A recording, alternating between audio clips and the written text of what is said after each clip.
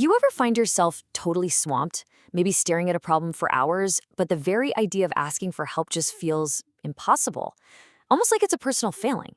Well, if you have, you are definitely not alone. Today, we're going to explore the architecture of that feeling piece by piece.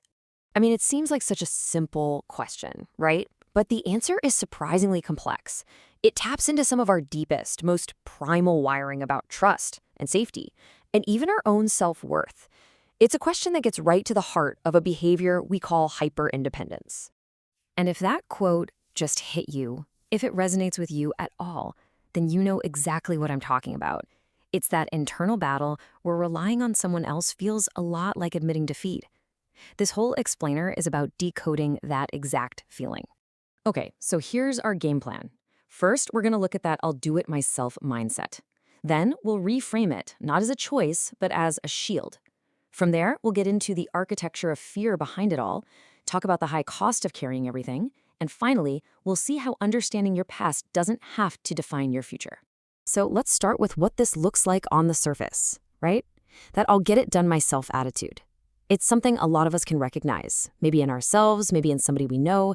It's this intense, almost compulsive self-reliance. And this is where the huge disconnect happens. From the outside, someone might see a person who refuses help and think, wow, they're so arrogant, or they're such a control freak. But for the person who's actually living it, it's got nothing to do with ego. It's all about survival. It's about this deep-seated need to manage everything, because on some level, that just feels safer. And that leads us to the absolute core idea here.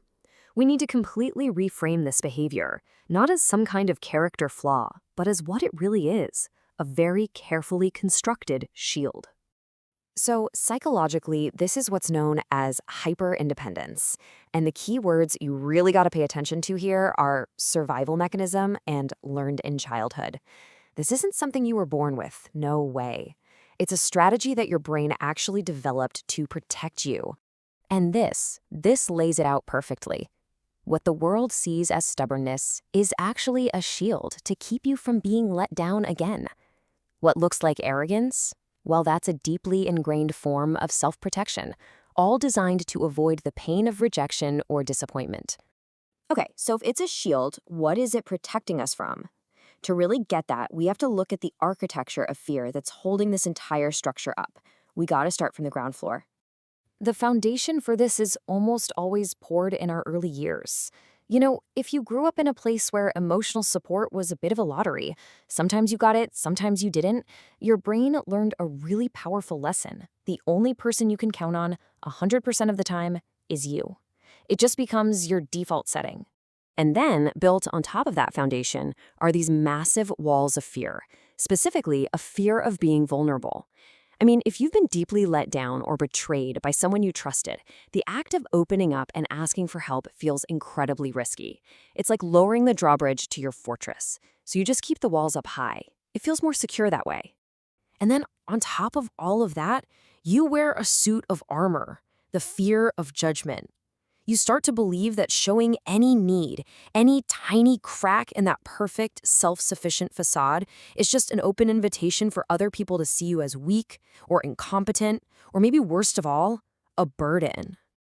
And man, this entire defensive structure, the foundation, the walls, the armor, it is absolutely exhausting to maintain. So let's talk for a minute about the very real cost of carrying everything all on your own. So deep down, underneath a lot of this is this quiet, nagging fear of being replaceable. It's what drives you to be the low-maintenance friend, the one who's always giving and never asking for anything. You handle everything flawlessly because you've learned to believe that your value is tied to how useful you are. You feel like you have to earn your place in people's lives. And this is what leads to this really strange paradox. After years and years of being the rock for everybody else, you can hit this point of complete and total emotional burnout. And when that happens, the thought of interacting with anyone, even to ask for a little help, feels so draining that being alone actually feels like a relief. Isolation becomes a refuge. So, we've deconstructed this whole thing. We've looked at the architecture of hyperindependence. But just understanding it, that's not the end of the story. It's actually the beginning. This is the part where the power shifts right back to you. So here's the bottom line. Everything we've talked about, the experiences from childhood, the betrayals, the fears, it all gives you a logical explanation for why this shield was built in the first place. It made sense. It was necessary. It kept you safe. But, and this is the most important part of all, an explanation is not a life sentence. Recognizing where a pattern comes from is the very first step to dismantling it and choosing to build something new in its place. So the path forward really just involves three key things. First, it's awareness, actually seeing the pattern in your own life. Second, it's understanding, connecting it to why it's there. And third, it's this incredibly liberating knowledge that anything that was learned can, with a little time and effort, be unlearned. So, I'll just leave you with this question. You now see the architecture of the fortress you might have built to protect yourself. You understand the materials it's made from, and you get why it was built. The only question left is, what will you choose to build next?